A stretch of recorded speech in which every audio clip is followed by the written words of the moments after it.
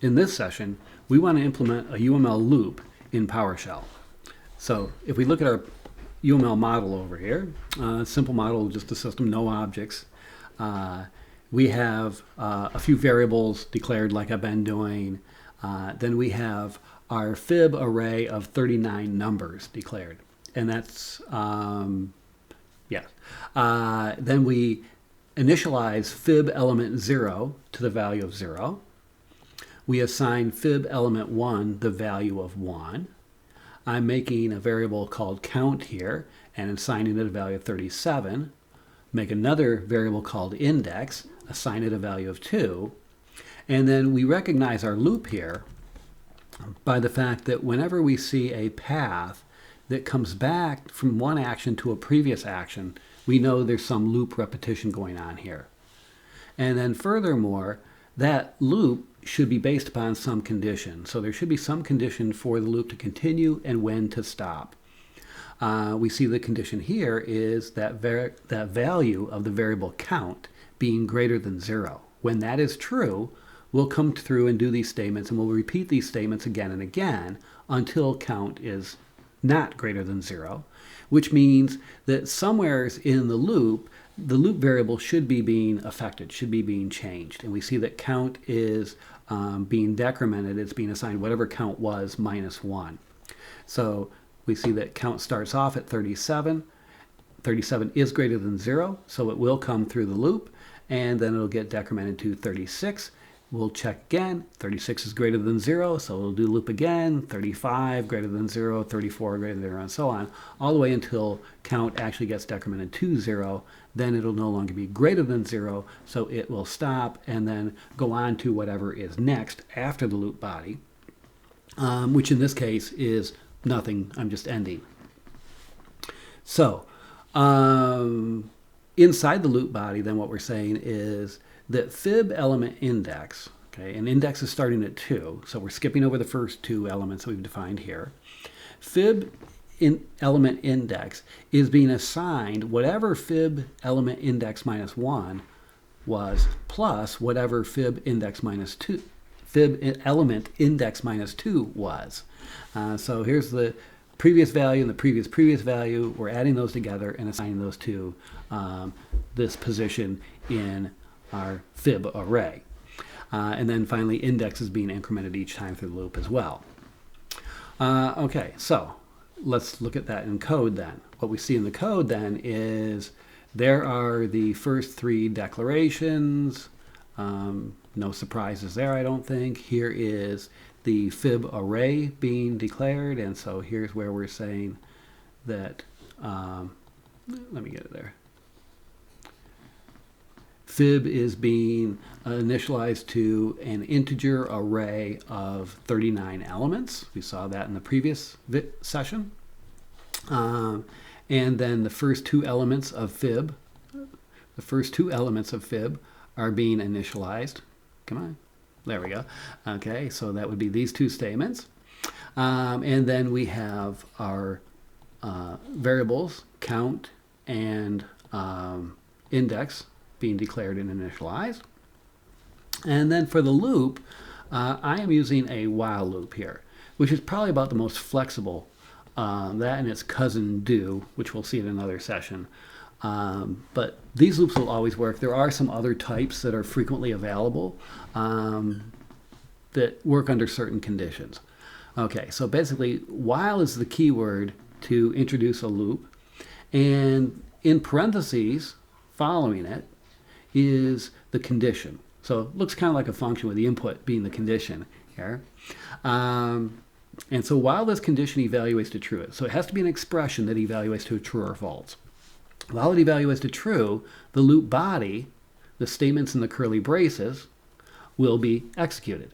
And then when this condition is no longer true, it will stop doing this and go on to the next statement, which again, in this example, there is nothing after it. Okay, and so I think at this point I'm going to select this and bring this over to my editor. And say that in PowerShell, the greater than operator is -GT. We see that comparison operators start with a hyphen followed by a couple of letters. So GT for greater than, LT for less than, EQ for equivalent, NE for not equivalent, and so on. Some languages will use the actual greater than and less than signs, greater than equal to symbols. Just depends on the language, but the idea is consistent. Okay, back over here. Might as well bring that up then. So I think at this point I can save that and I can come over here and see what PowerShell thinks about it, and PowerShell's okay with it. It says fine, and I did it.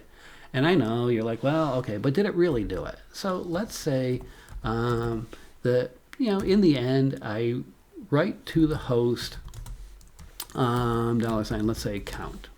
Okay, I save that.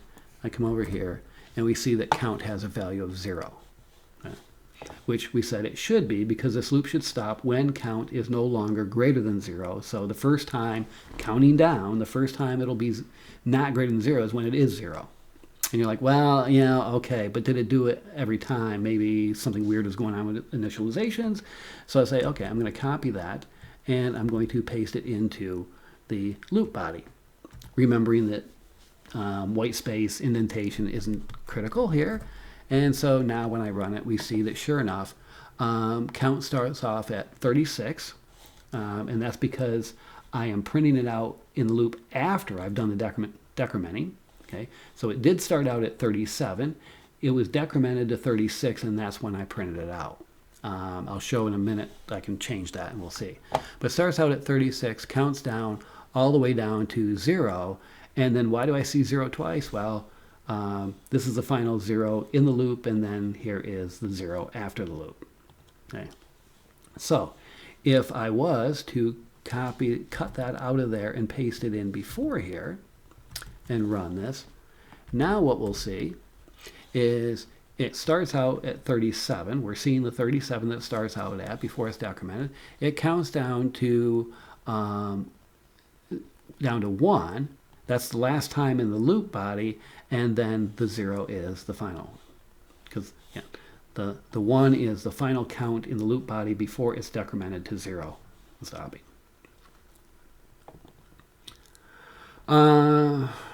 Good with that? Let's see. A couple things we could try here then is I had initialized the array to 39 elements because I was thinking, oh, I'm going to loop 37 times, but I had to take into account the first 2. It'd be very easy for someone to forget that and say, oh, I want 37 elements. Well, what will happen if I do that? So, what do you think? Again, 1, will it compile?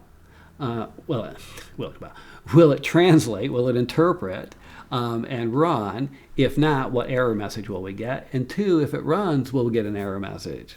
And so place your bets. And what we see then is that a couple of clues here. First clue is, notice it did run part of the time. It ran until we saw the value of 3. And then it didn't do 2 and 1. Why not? And what we see is the error message is index was out of the bounds of the array. So because we only have 37 elements, room for 37 elements in the array, then we started out, we populate element 0 and 1, the first and second one, and then we started going through 2, 3, 4, 5, and when we got up to the 37th index, and we tried to increment this to 38 and assign something to the element 38, PowerShell says, no, you can't do that. And that's something some languages will check array bounds. Some will actually let you try to do it. And usually bad things will happen if they do. So it's just one of those implementation things for various languages. But the good news is PowerShell does prevent us from trying to access stuff outside of the array that we don't know what it would be. It's just memory space for something. It could be critical. Okay, there you have it. There's our loop populating an array.